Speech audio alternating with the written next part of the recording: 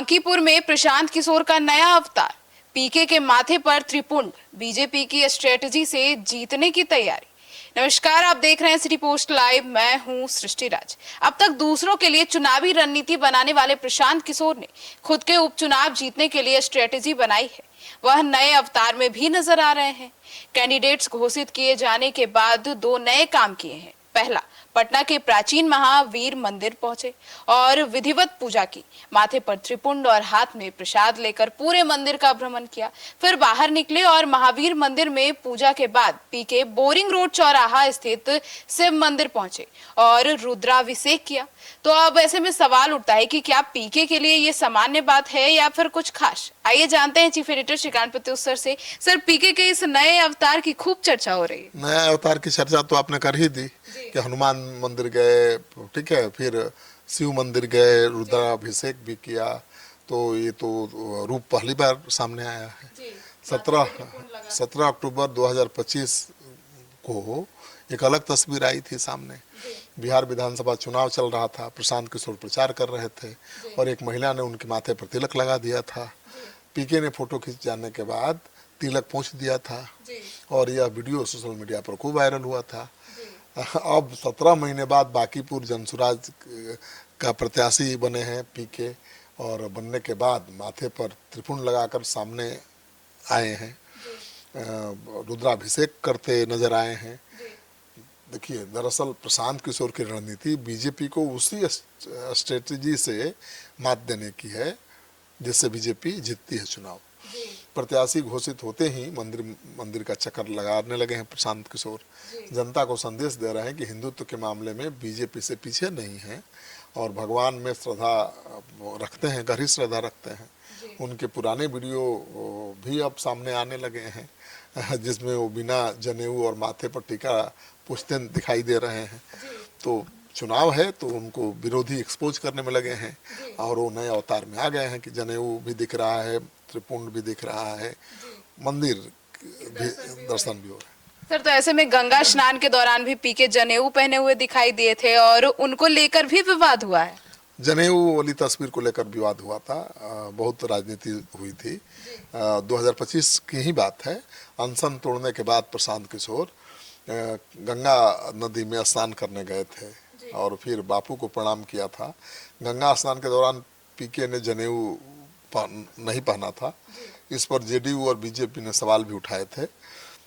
JDU के प्रवक्ता विधान परिषद के सदस्य नीरज कुमार ने तंज किया था और कहा था कि परेशान कम्बल वाले किशोर जी राजनीति की आत्मा की शर्मसार हो जाएगी। आप कैसे व्यक्ति हैं जो कैमरे के सामने गंगा स्नान करते हैं? परंपरा के अनुसार गंगा स्नान करते समय जनेऊ भी नहीं पहना है। बीजेपी के प्रदेश प्रवक्ता आशीष नाथ तिवारी ने भी कटाक्ष किया था और पीके को फर्जी ब्राह्मण बता दिया था। उन्होंने कहा था कि कुछ दिन पहले प्रशांत किशोर कह रहे थे कि मैं पांडे हूँ, पंडित हूँ, क्या कर लोगे? पांडे जी का जनेऊ कहाँ है?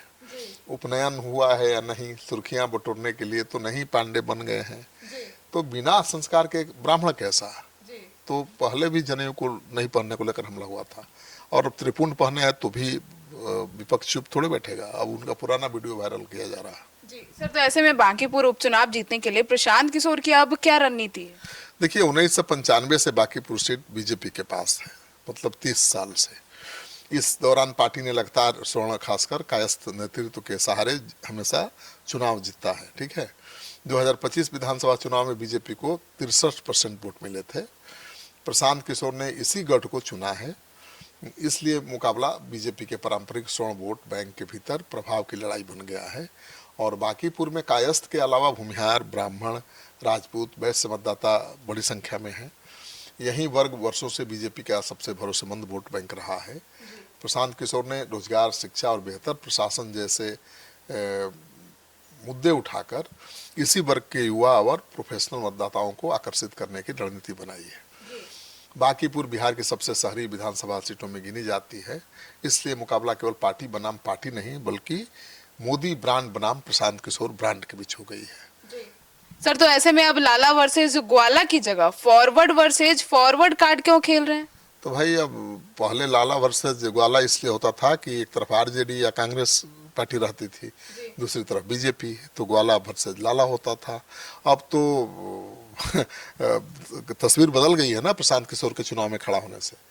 बांकीपुर सीट का जातीय समीकरण कुछ ऐसा ही है कि यहाँ लाला बनाम ग्वाला का मुकाबला नहीं बनता है। देखिए, ज्यादातर बार प्रमुख दल कायस्थ जाति से आने वाले प्रत्याशी उतारते हैं। बांकीपुर में संख्या के लिहाज से सबसे अधिक आबादी कायस्थ समाज की है।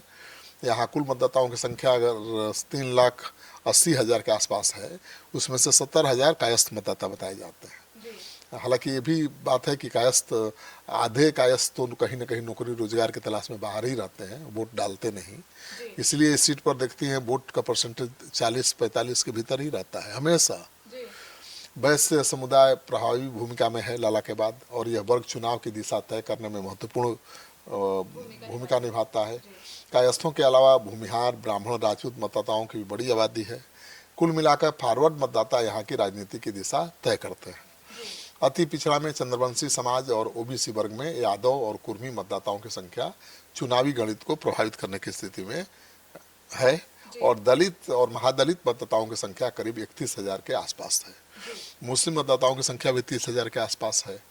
तो इसीलिए हमेशा महागठबंधन पर बीजेपी भारी पड़ती है। सर, तो ऐसे में सवाल उठता है कि बीजेपी तो कायस्थ उम्मीदवार ही देगी, लेकिन आरजेडी ने तो अब बनिया उम्मीदवार दे दिया है। पहले भी आरजेडी ने बनिया उम्मीदवार दिया था, जिसको लड़ाया था, जिस रेखा देवी को, उसी को उम्मीदवार बनाया है। और बीजेपी ने तो अभी तक उम्मीदवार अपना ऐलान नहीं किया है, लेकिन मानकर चलिए कि कोई कायस्थ ही उम्मीदवार बीजेपी देगी। बांकीपुर सीट पर स्वर्ण समाज के वोटर की संख्या अधिक है, और इसे देखते हुए प्रशांत खुद चुनावी मैदान में उतरे हैं। प्रशांत की रणनीति है कि बीजेपी को टक्कर देने वाले प्रमुख चेहरे के रूप में सामने आए, जिससे बीजेपी के खिलाफ पड़ने वाले वोट उन्हें मिले। हालांकि आरजेडी द्वारा रेखा गुप्ता को उतारने से उनकी परेशानी थोड़ी बढ़ेगी। पीके पढ़े लिखे वर्ग और सरकार से नाराज लोगों को अपने साथ जोड़ने की कोशिश में भी है। इसके लिए उपचुनाव को सम्राट सरकार के लिए जनमत संग्रह बता रहे हैं। बीजेपी के चाय पर चर्चा कार्यक्रम की तर्ज पर प्रशांत किशोर बांकीपुर में जनसंवाद कर रहे हैं। उम्मीदवार घोषित किए जाने से पहले से वो छोटी छोटी सभाएं भी कर चुके हैं सैकड़ों, और गली गली जाकर लोगों से मिल भी रहे हैं। तो उनकी तैयारी तो मुकम्मल है। सर, तो ऐसे में अब नितिन नवीन के सेंटीमेंट को छूने की जगह सम्राट चौधरी से पीके मुकाबला की बात कर रहे हैं।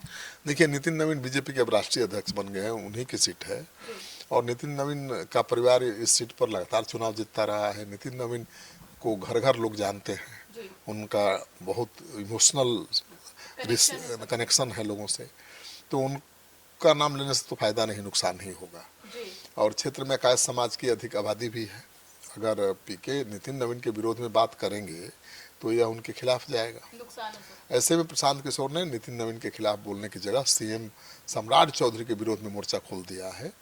बांकीपुर से उम्मीदवार घोषित किए जाने के बाद प्रशांत किशोर लोगों को ये समझाने की कोशिश कर रहे हैं कि जीतकर विधानसभा गए तो एक अकेले 242 विधायकों पर भारी पड़ेंगे, और सत्ता के खिलाफ जनमत संग्रह भी बता रहे हैं इस चुनाव को।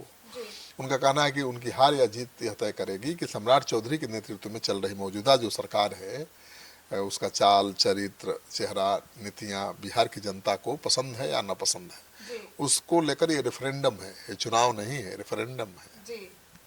तो सुना आपने, तो अब देखना होगा कि आखिर जिस मुद्दे को उठा रहे हैं प्रशांत किशोर, क्या इससे सफल हो पाते हैं इस बाई इलेक्शन में। आपकी क्या राय है, कमेंट सेक्शन में जरूर बताइएगा। धन्यवाद।